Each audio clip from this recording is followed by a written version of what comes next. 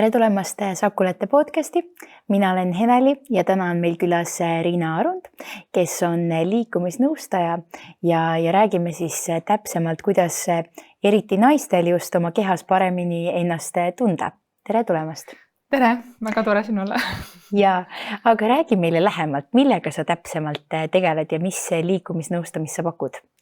Ja ühesõnaga, ma olen ise 4 lapse ema ja pärast teise lapse sündi siis avastasin enda jaoks selle, et mul oli diastaas, nabasong, kõht punnitas ette, ei teadnud täpselt, mis sellega teha ja hakkasin uurima.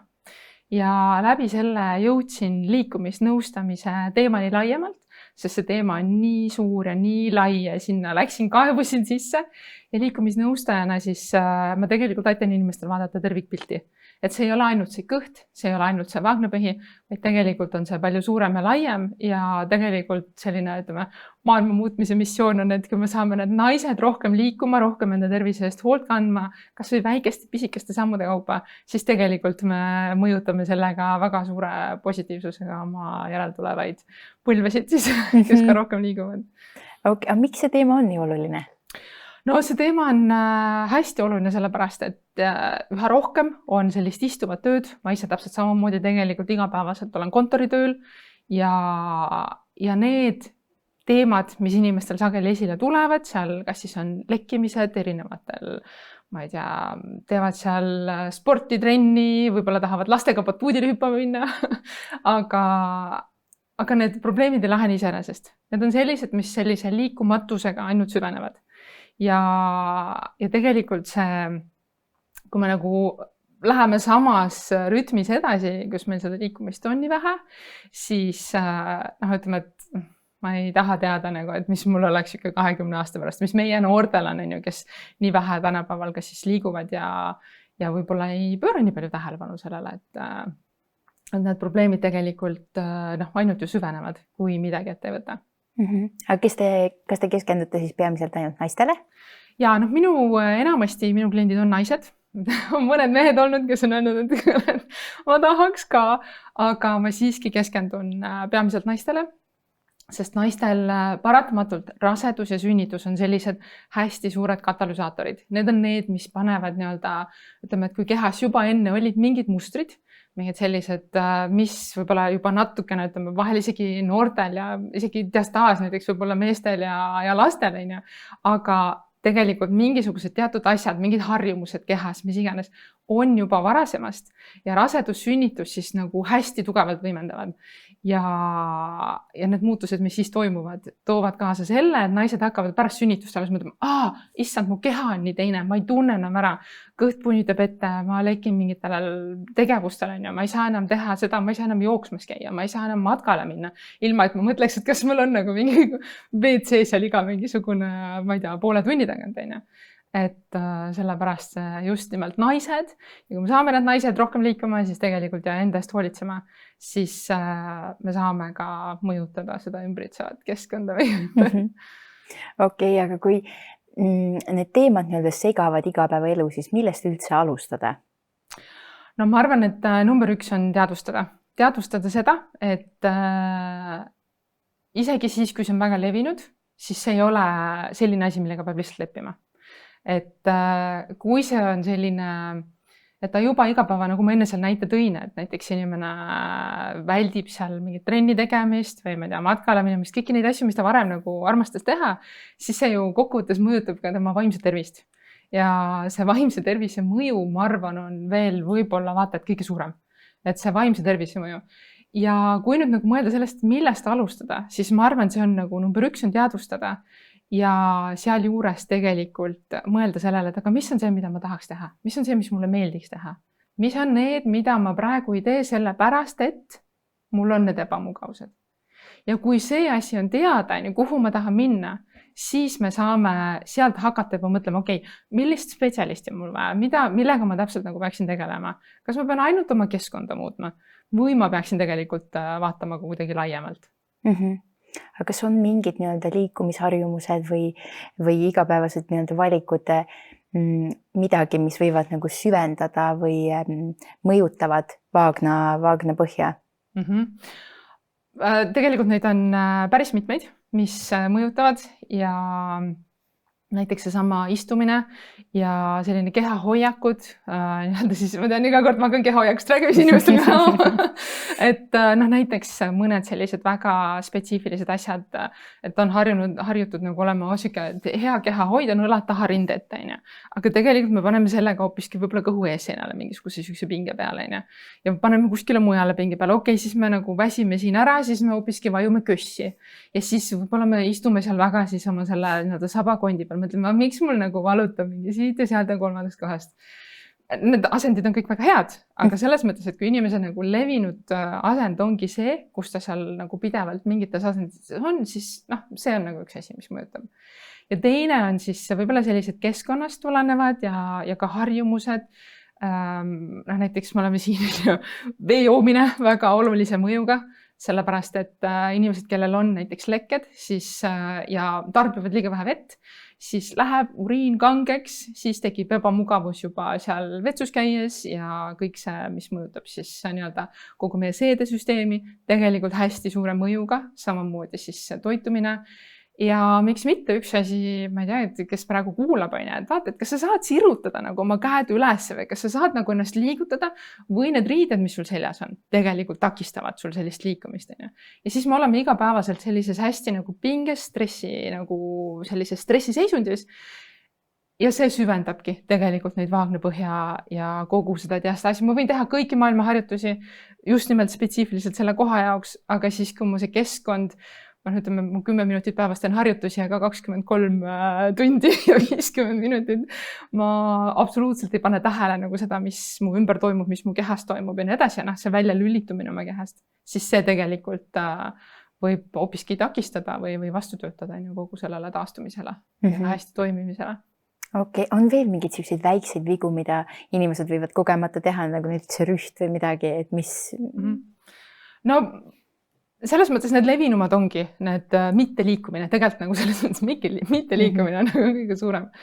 Aga need väiksed asjad siis, ütleme, et kui on harjumus seista kogu aeg näiteks ühel jalal, see on sagedane asi, mis juhtub, kellel on üks laps, kellel on mitu last on ju naistel, siis võib-olla mõni tunneb ära ennast, et on alati nagu harjunud, on parema käega teen ja siis kui on nagu vasakpuus on näiteks väljas. Et see tähendab seda, et me ei saa oma mingile osale kehast anda tööd. Ja väga naljakas väljendaga, mis ripakil sära on ja kui me ikkagi ei kasuta mingit osa oma kehast, siis võib-olla ta nii hästi ei toimi enam. Nii et need, mis puudutavadki sellist kehahoiu, selliseid väikseid tähelepanekuid, põlvede lukku lükkamine sageli, et seisad, lükkad põlved lukku ja siis see vaagna asend, kõik need asjad nagu muutuvad. Nii et sellised, need on need pisikesed igapäevased asjad. Aga sa oled kogenud ka enda kehas väljakutseid? Jaa, mul pärast siis teise lapse sündi ma sain teada, et mul on diastaas ja nabasong, mis tähendab seda, et tegelikult siis kõhu nii-öelda selle six-packi lihase vahel on siis selline vahe. Ja ütleme, tavaliselt see pärast rasedusi, sünnitusi tõmbab tagasi, aga minul ei tõmbanud. Ja lisaks see nabasong tähendab, et justkui kui sa kujutad ette, et see kehatüvi on justkui nagu õhupall. Ta ongi selline õhupall, siis... seal on selline imetillukane auk sees, ütleme selline mikroskoopiline auk on sees. See tähendab seda, et võib-olla ma nagu alati üleli hästi ei saa seda nii-öelda kogu oma kehatüvesüsteemi võib-olla nii hästi kasutada, kui inimesed, kellel ei ole seda nabasonga. Aga siiski mina otsustasin, et ma ei taha minna siis mingit lõikuse teed või ma ei taha minna nii-öelda nagu hakata kuidagi moodi seda siis opereerima, vaid minu soov oli tegelikult mõista ja aru saada, mis mu kehas toimub. Ja ütleme, et kui selle esimesed katsetused olid, tõmba naba vastu selga ja õpi kõhtu lihtsalt sees hoidma ja ütleme, kui ma sealt edasi liikusin, siis ka selle vaagnapõhja juurde, et lihtsalt õpime nagu, et lihtsalt nagu pingutame lihtsalt nagu kõiki neid vaagnapõhja lihaseid seal, tõmbame kõik pingesse ja siis nagu võib-olla õpime lõdvestama, võib-olla mitte, siis minu jaoks sellest ei piisanud. Ma tahtsin teada, miks see juhtub, mida saab teha ja mis on need nagu laiem pilt sest et noh, ma olin selline, kes 500 meetri kaugusel käis autoga poes nagu. Ma olin ikka täiesti nagu selles mõttes, ma olen maksnud, ma arvan, aasta aega spordiklubi tasu ilma sinna kordagi jalga tõstmata, lihtsalt sellepärast, et sõbral oli mingit nagu kaaslasega paketti vaja, onju. Et tegelikult ma sealt hakkasin nagu kuidagi mõtlema ja nägema seda, et see probleem on laiem. See probleem ei ole ainult selles punnitavas kõhus, see probleem ei ole ainult nagu mingis, ma ei tea, vaagnapõhja nagu ebamugavuses või alaselja, mul nüüd seljavalusid oli samamoodi hästi palju. Ja siis ma jõudsin selle Restore Your Core meetodini, mis tegelikult annab sellise laiema pildi, taastame selle, kuidas su keha toimib. Ärme esialgu mõtle sellele välisele, ärme mõtle sellele, et okei, kas ma nüüd saan lameda kõhu või ei saa, vaid tegelikult läheme sinna, et vaatame, kuidas su keha toimib, mida sa märkad, mida sa tähele paned ja kuidas sa liigud, kuidas sa istud ja et sa üldse natuke rohkem liiguksid. Sest see on nagu üks sükestest asjadest. Ja need väljakutsed, ütleme, et viimane selline suurem seljavalu episood, mis mul tõmbas kuidagi niimoodi, et ma isegi nagu pidin seal kuidagi keset tööd kell 3 öösel võimlema, sest nii ebamugav oli.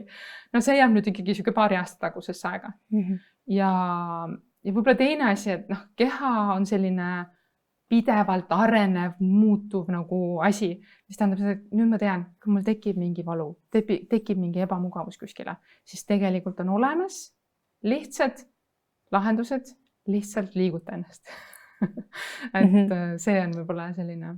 Aga mis sorti liikumist sa soovitaksid? Kas on mingid trennid või lihtsalt jalutamine või mis need võiksid olla? Ma alati soovitan inimestele, just hiljuti keegi küsis, nii Riina, mul on diastaas, mis on kõige paremad 3 harjutust, mida ma siin õhtul kodus teleka ees võiksin teha selleks, et selle diastaasiga tegeleda. Ja mul oli selline natuke üllatav vastus talle, ma ütlesin, et ma ei anna sulle 3 harjutust. Kuidas me siis oleksin parem nendest, kes soovitavad tee vaagnapõhja jaoks mingi 1000 keegelit, et ütle mulle, mida sulle meeldib teha, mis sul silmad särama paneb, mida sa oleksid valmis tegema, kes siis, kui on täiega halb päev, kehv tuju ja kõik muud jutud. Ja ma ütlen sulle, mida sa seal tähele paned selleks, et oma seda vaagnapõhja ja süvelihaseid toetada. Ehk siis, kui konkreetsemalt on ju, kindlasti kõndimine, püstine asend, igatepidi mõjub vaagnapõhjale väga hästi, siis me saame seda koormust, loomulikku organite koormust sinna. Teistpidi jõusaal, väga hea variant on ju. Jooga, pilates, mis iganes paneb inimesel sellised, okei, ma olen nagu valmis seda tegema, aga ma ütlen, et seal nagu mõned süksed nüansid on siis, mida võiks nagu märgata, tähele panna. Aga kui inimene ütleb, et on kiire elustiil, ei jõua trenniga tegeleda, mida sa neile soovitaksid? No ma arvan, selline 10 kükki päevas ikka on nagu hetke teha. Et siis ma soovitangi leida sellised 2-3 hästi lihtsat harjutust. Lihtsalt selles mõttes, et näiteks kui ma ütlen kükk, paljud inimesed kujutavad kohe oma peas ette mingisugust teatud stiili kükk, aga küki variatsioone on nii palju erinevaid. Ehk siis võta endale see 1-2 harjutust, mingi sirutamine, mingi venitamine, mingisugune nagu, või teine variant, ma ei tea, mine vahel poodi niimoodi, et sa ei võta omale kaasa mingisugust, ma ei tea. Ma olen ikka käinud niimoodi poes, et pärast on nagu 2 käes on mingid asjad, aga see tähendab, mu keha saab nii palju teistsugust liikumist. Ehk siis see liikumise mõtteviis, see, et okei, kus ma saan valida liikumise, kui see kiire elutempo on, kas ma saan äkki võtta 5 minutit ja kõndida kuskile mingi asja teha. Et neid võimalusi pikkida on, aga ma ütlen, et see liikumise mõtteviis siis peab nagu tulema sinna natuke ettepoole ka. Aga kas on mingid sellised märgid või kehas või käitumises, mis võiksid viidata sellele, et tervises on midagi niisugust, mis vajaks kohe muutust? No selline ebamugavus ja raskustunne vaagnapõhjas või selline alakõhus on ju, mis ei lähe ära. Kindlasti selle puhul peaks midagi ette võtma. Lekked, mis on tulnud näiteks äkki, just nagu, et okei, muidu mul midagi ei olnud, on ju, aga nüüd viimased, ma ei tea, 4 nädalat midagi toimub, on ju, midagi on nagu järsku tulnud nagu asjad, siis nende puhul tasub konsulteerida kellegagi, et okei, võib-olla seal taustal on see, et ma alustasin mingi uue liikumispraktikaga, hakkasin seal kuidagi teistmoodi hingama ja siis see kuidagi mõjutas, on ju. Samamoodi need alaseljavalud ja kõhukinnisus on sageli märk sellest, et vaagnapõhi on pinges. Nii et need on nagu üks osa, kindlasti on seal muid asju ka, aga ütleme selline ebamugavus just nimelt alaseljas, sabakondi ümber, kogu see osa, ta on nii mõjutatud, kogu see, mis vaagnas toimub. Ja diastaasi puhul, ütleme, et on nagu see, et kõht punnitab, on ju, aga alati diastaas ja kõhu punnitamine ei ole nagu üks-ühele seoses. Et ütleme, et seal kõhupunnitus võib olla või selline, et kõht punnitab ja läheb kuidagi, seal võib olla muid selliseid faktoreid veel, aga ei tee ilmselt paha seda lihtsalt lasta kontrollida, kui ei ole kunagi kontrollitud. Okei, aga kas sul oleks mingid nii-öelda öelda lõpetuseks mingid soovitused, et mida juba täna teha, et hoida see tervis nii-öelda parem? Kas on mingid harjutused või midagi veel lisaks? No kindlasti täna esimese asjana ma soovitaks joo klaasit. Et alusta sellest, et vaata üle oma see vee tarbimise harjumus. Number 2, leia iga päev 10 minutit, 15 minutit selleks, et kõndida. Lihtsalt olla püstises asendis liikuda. Nii paljud osad kehast saavad seda siis kätte. Ja 3. asi, katseta, ole uudishimulik, nagu lähene säravate silmadega sellele, et mis on see liikumisharjumus, mida ma võiksin endale natukene juurde võtta. Kas need on 10 kükki, kas see on mingi jooga, pilates, mingi asi, mida sulle meeldib teha. Võib-olla sa oled alati mõelnud rulluisutrenni minna. Mine ja katseta ja naudi oma keha. Ja kas sul on midagi praktilist ka meie kuulajatele? Jaa, ma hea meelega jagan sellist 7 sammu, kus on siis või selline 7 nii-öelda soovitust. Saad silma ette panna, külmkapi peale printida ja tegelikult niimoodi igapäevaselt siis oma keha ja vaagna põhja veel paremini toetada. Just, ja selle saavad siis kätte meie videokirjeldusest. Aga suur aitäh tulemast. Et ma arvan ka kuulajatel oli väga põnevad tähelepanekud, mida siit kaasa võtta ja näeme juba järgmises episoodis.